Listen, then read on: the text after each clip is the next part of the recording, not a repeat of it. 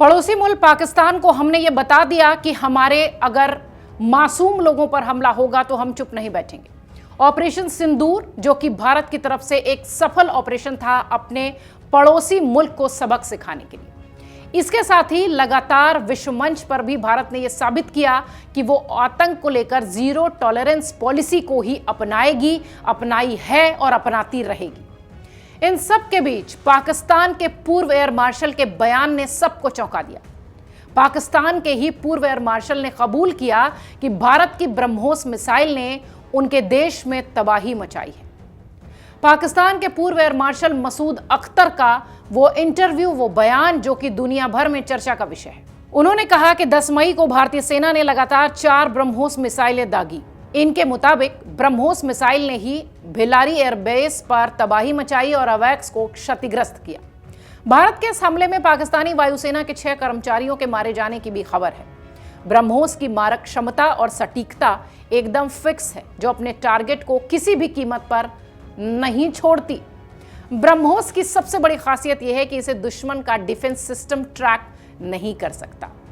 ब्रह्मोस में नेविगेशन के लिए किस नेविगेशन सिस्टम का इस्तेमाल होता है, थोड़ा सा आपको बताते हैं, क्योंकि ये हर भारतीय के लिए गर्व की बात होती है जब उसके सैन्य हथियार इतने मजबूत होते हैं कि पड़ोसियों की नापाक मंशा भी उनका कुछ नहीं बिगाड़ सकती।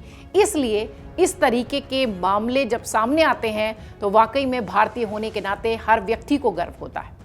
पिछले साल ही भारत की रक्षा अनुसंधान और विकास संगठन यानी DRDO ब्रह्मोस मिसाइल के लिए इंटरफेरोमेट्रिक फाइबर ऑप्टिक गाइक्रोस्कोप यानी FOG आधारित इनिशियल नेविगेशन सिस्टम तैयार करती हुई नजर आई। ब्रह्मोस में INS का ही इस्तेमाल किया गया। इनिशियल नेविगेशन सिस्टम एक ऐसा तंत्र होता है जो बाहरी संकेतों के बिना ही मिसाइल की स्थिति, दिशा और गति को माप लेता है। ये प्रणाली विशेष रूप से उन स्थितियों में बेहद उपयोगी होती है जहां बाहरी संकेत उपलब्ध नहीं होते या जानबूझकर जाम किए जाते हैं। INS में सामान्यतः गायरोस्कोप और एक्सीलेरोमीटर जैसे सेंसर्स लगे होते हैं जो कि मिसाइल की दिशा और गति में हो रहे बदलाव को मापते हैं।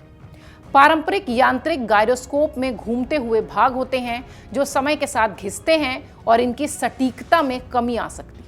इसके विपरीत फाइबर ऑप्टिक गायरोस्कोप यानी FOG में कोई भी चलता हुआ हिस्सा नहीं होता। INS एक इनबिल्ट सिस्टम होता है, इसलिए नेविगेशन के लिए किसी बाहरी सिस्टम पर निर्भर उसे नहीं करना पड़ता।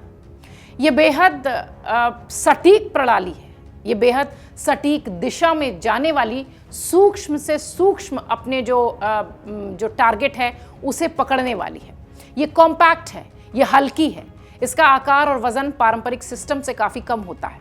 ये मिसाइल में आसानी से फिट हो जाती है, बिना मूविंग पार्ट्स के ही चलायमान होती है और कई हिस्सों में अनुपस्थिति के साथ ही ये प्रणाली ज़्यादा टिकाऊ और भरोसेमंद होती है।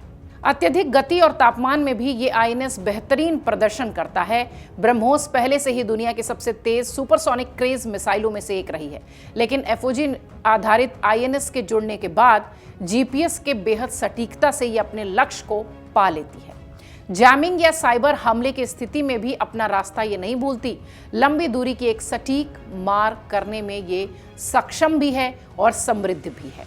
इसलिए शायद हम अपने पड़ोसी मुल्क को ये जवाब देने में कामयाब हो पाए कि हमसे टकराना अब ठीक नहीं है।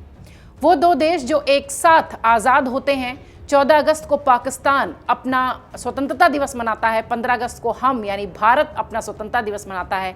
इसके बावजूद भी हम सैन्य लिहाज से कितने सक्षम हैं।